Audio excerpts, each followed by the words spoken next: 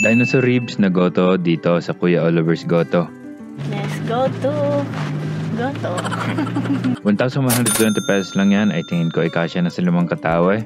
Sa lalaki ng tipak ng laman at lamang loob. Tapos ang sabaw naman ay akala mo ay panliligo rin sa dami. Tingnan natin kung approve ba ang goto ni Kuya Oliver sa amin ni Jay at sa mga kasamahan namin. At pati ba si Kuya Oliver mismo. Tama-tama sa maulan na umaga, nagkayayaan sa Kuya Oliver's Goto. Kasama ko si Jay at ang inay, pero andun ang mga pamangkin ko at kapatid. Grabe ang aga pa at maulan. Pero ang dami ng sasakyan na nakapark, talagang dinadayo at pinipilahan kahit na nasa looban. Kaya ang layo na ng naparkingan namin at ang layo din ng nilakad namin pero kayang-kaya. Pagdating namin, sakto, kadarating ng order. At masama na ang tingin sa amin itong mga kasamahan namin at kanina pa nga silang umalis sa bahay. Dinosaur ribs nga pala ang in-order namin, 1,120 pesos lang yan. Halo na ng laman at lamang loob ng baka. Grabe karami, ang lisabaw na rin yan. Nasa pitsel pa nga eh. Ang lalaki pati ng tipak ng laman at kitang-kita ang mga rikado. At kanya-kanya na, hindi naman na nag-uusap eh.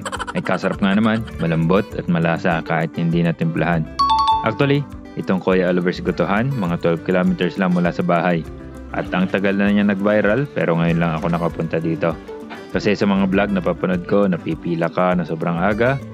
Lalo pa nung boom na boom at viral na viral itong kainan na to. Tapos after 3 hours ka pa makakain. Nanghihinayang kasi ako sa oras talaga at wala akong patience para doon. Pero grabe, kanina pa kami subo na subo at kain na kain pero ayaw bumaba ng laman itong nasa mangkok.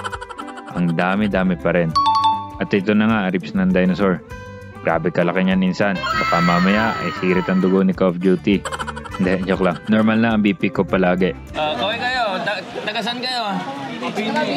Dapat may budots doon sa kasunod na. Hindi pwedeng sagot lang. Okay, balik tayo sa ribs. Kakasarap, malambot naman siya. May kunat lang yung gatil niya, kaya di kagad humihiwalay yung tinagat ko. Pero tingnan nyo naman, dumulas na lang ang buto at natanggal. Talagang masasabi ko na approve sa amin sa price, lasa at dami itong goto ni Kuya Oliver. Napansin namin na rin sobrang daming sticker sa pader, patong-patong na. May picture pa, di nilagyan din ng sticker ko. Matapos namin kumain ay lumapit kami kay Kuya Oliver. Talagang napakabait at very accommodating. Kahit busy ay pwede magpa-picture. At since day 1 ay siya pa rin ang nagluluto kahit paldo-paldo na.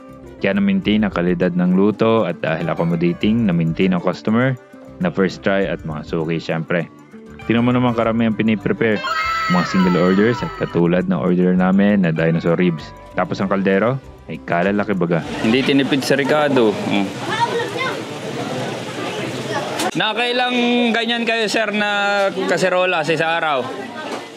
Pagka po weekdays, minsan 2-3 kaldero. Pagka weekends naman, minsan inaabot ng 5. Aba, ay napakarami nun. Marami rin daw kasi nagre-request ng sabaw, lalo pa at may take-out. Katulad namin, may take-out kami natira at nagpalagay kami ng sabaw.